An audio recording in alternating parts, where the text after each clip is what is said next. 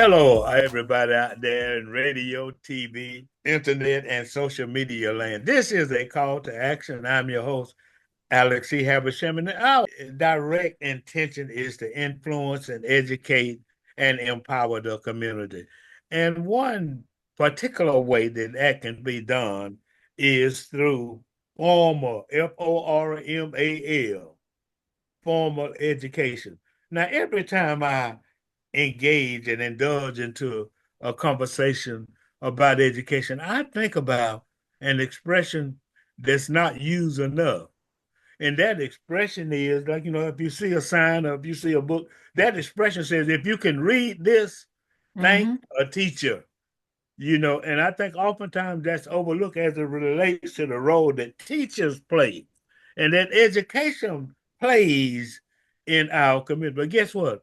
With our guest today, then I'm gonna reorder that phrase and say, if you can read this, thank a teacher, uh, thank a principal, you know, thank a retired educator, thank somebody who's been on the board of education, and thank the president of the board of education because our guest today has had all of those roles. And that's none other than Miss Myrtice Johnson, who has been just a mainstay in this community, not only from an educational perspective, but primarily, although she does everything from an educational perspective. And I think that we all need to garner and develop a better appreciation of education and a better understanding of education and the need and the role that education plays. I mean, guess what? And then I'm gonna turn it over to President Johnson. Look, look, irrespective of a person or a child's economic status, social status, or mental status, or what have you, you know, they still need an education. They could be poor folk, rich folk, in between folk, challenged folk, sick folk. And we all need to understand that. And I'm so happy that we have somebody with us today in the presence of Ms. Myrtice Johnson, who was recently elected the president of the Macon Bibb Board of Education after having, I ain't gonna say the number of years because she looks like she's only 40 with all that hair that they looking so good. So I'm just so proud and so happy to be able to have of our guest, Miss Myrtice Johnson. And then I just told her before we came on there, I said, Miss Johnson, and she said, yeah. I said, I've heard about a free range chicken, which means that chicken they just let them go all over everywhere. Well, today we have a free range educator, and she's got free range because she's been all over the campus, all over everything as it relates to education. So you can begin by talking a little bit about yourself, talk anything about any initiative as a newly elected position, what you would like to see the community to do, where you need help at, what have you. Ladies and gentlemen, it is my absolute pleasure to introduce to some and to present to others Ms. Myrtice Johnson, the recently elected president of the Macon Bibb Board of Education. Ms. Johnson. Thank you, my friend. Alex and I are church members, so I get to see you all the time. And I want to mention that your daddy, the late great A.I. Habersham, was the Hamilton School granddaddy. Your daddy was a big supporter of us at Hamilton School. He would always come to the school and give me little nuggets on how to make my job go smoother. And I think about him all the time, Mr. Habersham, because he was so instrumental to me, Hmm. the staff, and my children and the parents at Eugenia Hamilton Elementary School. He called himself the school's granddaddy. Oh, wow. So we had to listen to the granddaddy because he always had good information to give us. And I see the same thing in you. So let me tell you a little bit about Murder's Champion Johnson. I like to use my maiden name, Champion, because that's my daddy's name. That's the name he gave us. And there are more than one Myrtice Johnson in Bibb County. So I always refer to myself as Myrtice Champion Johnson. And I like to use the word champion because I am a champion for the children in Bibb. And I am a champion at everything that I do. I try to be a champion at it. So I was reared on the farm back in Smithfield, Georgia. You heard of Smithfield, Georgia? That's right between Americas and Albany, Georgia. That's Southwest Georgia. I grew up on my dad's 100-acre farm where we plant peanuts and cotton and okra and corn, and we had to get out there in that field. We had to work from sun up to sundown. So I'm familiar with working. But I want to tell you a little story about my daddy. When we would be in the cotton field picking that cotton, we had to wear a cotton sack. And daddy would come by and monitor our work. I was 12 years old at that time. When he checked my work, he was not satisfied. And he got on to me for not having as much cotton in my cotton sack as he thought a 12-year-old should have. So I started crying. And I said, Daddy, I'm doing the best I can. And he said, little girl, let me tell you something. He put his hand Hmm. in my face just like this. He said, your best ain't good enough. And how in the world could my best not be good enough? He said, because you have to reach the standard. And until you reach the standard, your best is not good enough. Wow. And I took that with me as my guide for the rest of my life. Now, some people might say, how your best is not good enough because if your best hasn't reached the standard. We have to reach the standard in the classroom. When they say, well, I did the best I could with my students, and those students are not reaching the standard, then I'm sorry to tell you, your best wasn't good enough. So that's what we're looking at in the Bibb County school system. I'm a graduate from Albany State University, then Albany State College. Went on to Mercer University to get my master's, have a double master's in middle grades education and leadership. Went on to Georgia State to get my leadership degree and started on my doctorate. But I'm sorry to tell you, Mr. Hamilton, I'm a doctoral dropout. At the time I was going to school, I had to take care of my three children, and I was going through a lot of things in my life, but I just couldn't make it through. So I dropped out in my doctoral year. But I was a teacher for 14 years and a principal for 17 years. I came from the classroom to the principal seat. Never had an opportunity to be an assistant principal. They just pulled me out that classroom and put me right over there at Hamilton School. So I had to hit the ground running, and running I did. So after I retired from the school system after 31 years, I became involved with the retired educators.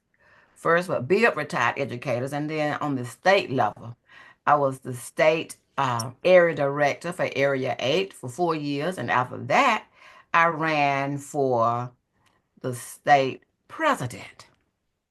And I have you to know that I'm the only Black elected president for Bibb, for Georgia. I'm sorry, Georgia retired educators. And we had a wonderful time doing that. We did so many great things for our retired educators. So from there, I became the local president again. And now I am serving on the Bibb County School Board. I'm entering my fifth year, which is my second term. And I'm just so grateful that my school board members saw in me that I could be their school board president. Hmm. I am so appreciative because they didn't have to vote for me, but they did. We are an exemplary school board as declared by the state of Georgia, the Georgia Association of I forgot our name. But at any rate, uh they declared us 2 years in a row an exemplary school board. And one of my goals this year is to uphold that name, Georgia School Board Association. My goal is to uphold that name of an exemplary Georgia school board. Now, I'm going to quit and let you start asking me some questions. Well, I mean, the first thing I'm gonna say congratulations, Thank and you. then I just wanna sashay, whatever you call it. You know what I'm trying to say, start with this. I just want to move directly into, there are so many things going on with education. And then the reason I say what I said, in the introduction is because we need to realize that, public education is a necessity. Public education is necessary and that it affects all of us. And I don't know why it seems to be a tone that, education is not important for everybody. Like these schools are not important because it reflects on the position of our society. It reflects on the progress of our society. And it reflects on the pride of our society. So I just want to talk about education, where it is, where it's going, where Mm. improvement is needed, how the community can help, and any other thing. And you got a lot of stuff coming up, and I don't know how it's going to affect, you got whatever you call it, where people can move their kids out of public education into private schools and get an X number of dollars, which I mean, I just don't want to see public education hurt because it's going to hurt the community. It's going to, generate more crime. It's going to affect our ability to attract industries and get people jobs. It's going to affect the flavor of the community, the confidence of the community. It's going to reflect how the community is viewed when people are industries and what have you are coming to town. So I just want to talk about education. Where are we? With education and where we're going, where we need to go, and what can we do to help. Thank you. I'm glad you said the things that you said about public education. Public education serves everybody. We have to accept every student that come into our doors, no matter how rich they are, if they're middle class, they're low income, they don't have a home to live in, they live on the street, they live in the cars. We have to accept them. No excuses. Now, the direction of public education is, and just going to speak about Bibb. I think Bibb is going in a good direction now. We have a superintendent who is very transparent on what we're doing in these schools, Dr. Dan A. Sims. And I feel very, very fortunate that I was able to serve on the board during the time he was elected as the board superintendent. He has a heart for children. He has a heart for Bibb County Public Schools. He has a heart for Bibb County. He loves our children.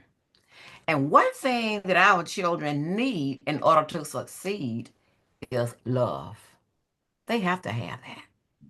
And they have to have love from the adults, from the staff, from everybody. As a classroom teacher, see, a lot of our students sometimes don't feel that love in the community, sometimes even at home. But we have to serve them all. And we have to give them that love that we perceive that they are missing. When I was in the classroom, even when I was a principal, when I walked in the door, the children just run to me and give me a great big hug. They have to have that hug. They have to have it. They have to have that pat on the back. They have to have you saying, I love you. So if when the students start believing that their teachers love them, get anything you want to get out of them. Hmm. Because I love Miss Johnson loves me. Mr. Harrison loves me, and I'm gonna do my best just because they perceive that you love them.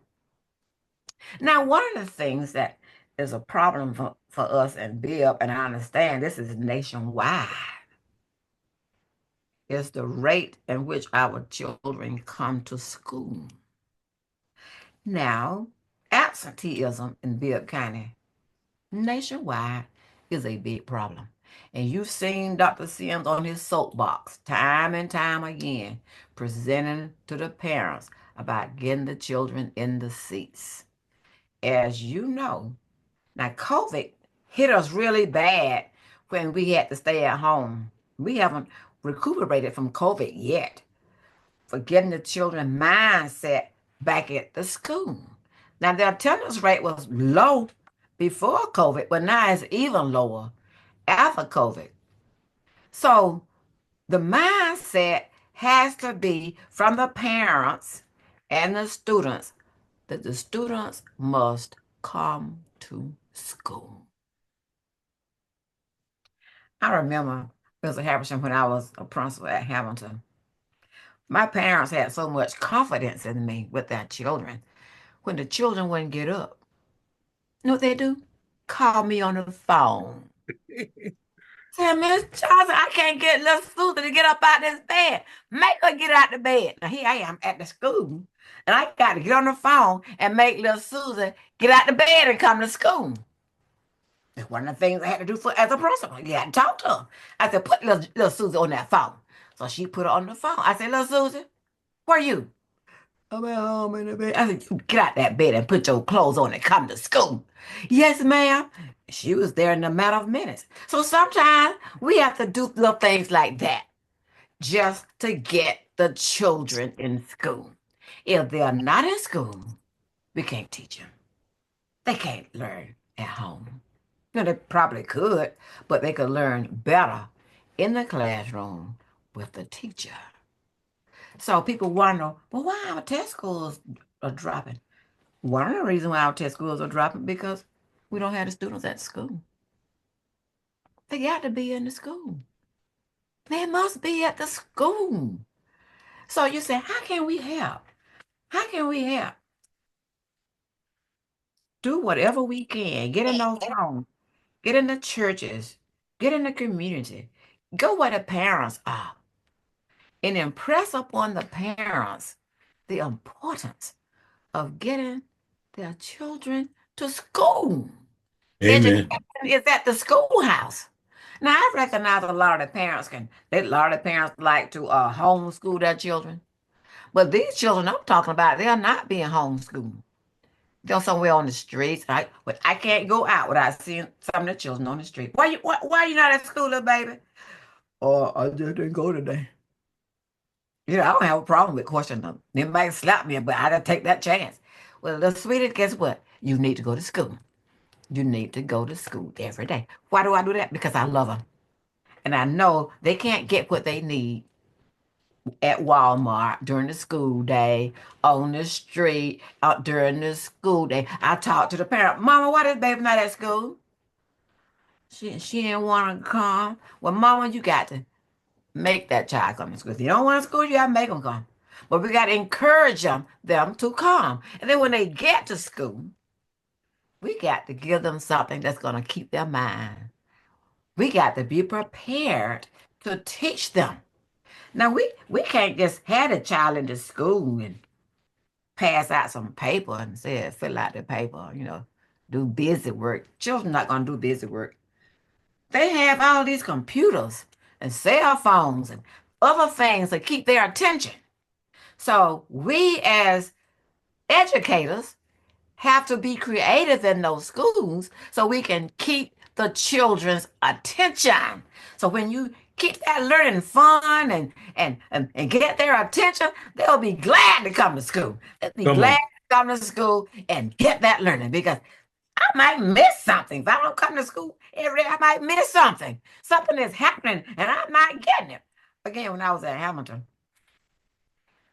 my teacher, you got to keep them teachers in school too because they'll stay out. But at Hamilton, the teachers would rarely miss a day in school. They even came to school sick. And I said, Miss Teacher, I don't want you coming to school sick because you can't do your best and then you might get somebody else sick. So don't come to school sick. Why you come to school sick? And I said, Miss Johnson, I feel like my children would miss something. They will miss something if I don't come to school.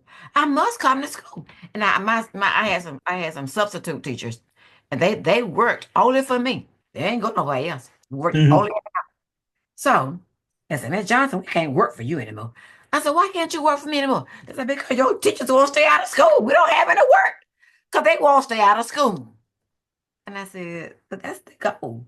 The goal is, I'm not trying to keep you from having work, but the goal is to keep these teachers at the school. So the students have to be at the school. The teachers have to be at the school. Everybody must be at the school. And everybody got to do their part. If the teachers and the educators are doing their part, the kids can't help but to do their part. That's just the way it is. I'm an old-fashioned educator. A couple of things.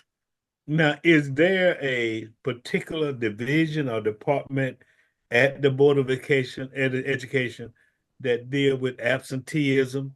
And the reason I'm asking you is that, I feel like you've done such a good job of trying to sell the importance of people being in school. We need to get these kids in schools because this absenteeism, as you mentioned, is just hurting everybody. But so what I'm trying to do is project somebody out there to somebody out there under the sound of my voice. Each one reach one, each one teach one. There you go. So what I'm saying is that if there is a department at the Board of Education that deals with absenteeism, and there are organizations and individuals and institutions and what have you, churches, in the community. So I'm hopeful that somebody, will hear, you know, what's going on as it relates to absenteeism. And, people deal with parents, they see parents, they got relatives. So I'm wondering about what kind of process can an individual, an institution, or a person utilize to kind of, affect absenteeism? Is that something they can do? Is that somewhere they can report? Can they come up with some kind of initiative? Is there some information that can be distributed, at the churches or what have you? So we want to try to come up today. Myrtice Champion Johnson and Alex Christopher Hamersham, come up with some kind of process, some kind of initiative, some kind of program, some kind of suggestion where we all can be involved. And then I tell you another thing we do. We see kids in the street, maybe we driving down, you roll the window down and say, why y'all ain't in school? You need to be in school. Just everything, and anything that we can do as a community to kind of address the absenteeism problem. So I'm glad you asked that question. I feel there's a lot we can do. Let's say in the church, a lot of our children come to church. The parents come to church. We can address absentee issue from the pulpit. Now, the pastor can get on his soapbox and talk to the parents. Parents, we need your children in school, just like we need your children at the church. And I think if we have a lot of churches in Bibb County, if we just start at the church and have the preacher to get on their soapbox and have a little part of that sermon to talk about the importance of the children being in school. Because if we don't educate these children, we got to take care of them. And I prefer educating them because in my old age, I want these kids to be able to take care of me. So who's going to take care of us in our old age? We haven't gotten there yet, Who's going to take care of us in our old age if we don't educate these children? Then we got all these organizations. We got a million organizations right here in Bibb County. Some of the organizations are doing a decent job with talking with the parents about the importance of the children, talking with the children about the importance of coming to school. But we can do more. We can always do more. Now, seems like to me, because I've been asking the same question, uh, who whose job is it to contact these parents at the home and make sure these kids are out that bed and come to school? Well, when I was a principal, I had to do it. And I had to assign some of my staff to do it. I don't think that has changed. I've been asking. Now, one of the things that I'm asking for, and they promised me I was going to get it, they were going to put it in the budget. I am asking for an attendance clerk in every school. Now, some schools have an attendance clerk because they pay for it out of their Title I money. I don't think the state pays for an attendance clerk. And in fact, I know they don't. That's why they don't have them. But we do have alternative programs that will pay for the attendance clerk. So my proposal to the superintendent is that starting next year, that we put an attendance clerk in every school. You have someone designated whose job is to check that attendance every day, see who is absent, get on the phone, call the mama, get out into the community, find out where that child is. Why isn't that child in school? We've got to put out some effort. Now, it used to be where we go to the homes. I don't know if they're going to the homes now, but it used to be we go to the home, sit down and talk with the parents. Say, little Johnny needs to be at school. You know, they can't graduate if they miss so many days. You can't graduate. That is so important. Well, what we're going to do is, I mean, if you've got some ideas as it relates, or if you want to be involved or volunteer, then call the Board of Education. I mean, I don't know the number right off, but it's not hard to look up. And then just call the superintendent's office, because I'm sure that Dr. Sims, Superintendent Sims, and President Johnson would greatly welcome, any ideas, any support, any suggestions, any initiative to address this problem with absenteeism and other, efforts to emphasize and accentuate and improve education in our community. Thank you so much. This is the call to action. I'm your host, Alex E. Havisham, having interviewed Miss Myrtice Champion Johnson, who is the newly elected president of the Bibb County Board of Education. And then I'll start again. If you can read this, thank a teacher.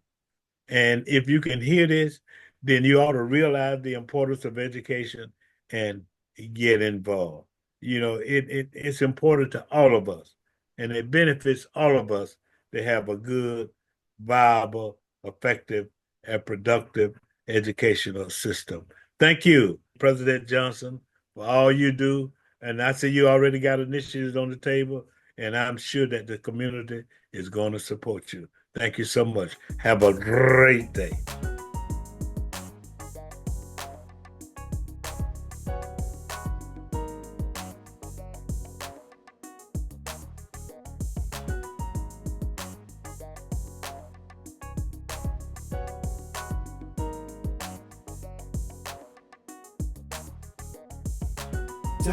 www.makingblackpages.com